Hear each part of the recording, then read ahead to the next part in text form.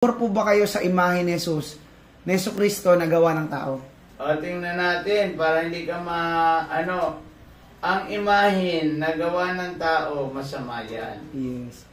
Biblical po tayo mga kapatid ha, biblical po tayo. Biblical, bubaksan natin dito sa Isaias. Para hindi ka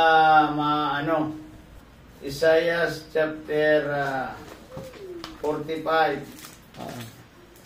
Isaiah chapter 44, verse 9 to 15. Babasahin. 9 to 15. Ayan. Isaiah chapter 44, verse 9 to 15, no? Sabi niya dito, walang kwentang tao ang mga gumagawa ng rebulto at walang kabuluhan ang mga Diyos-Diyos ang kanilang pinahalagahan. Mga bulag at anghal ang sumasamba sa mga ito, kaya sila ay mapapahiya.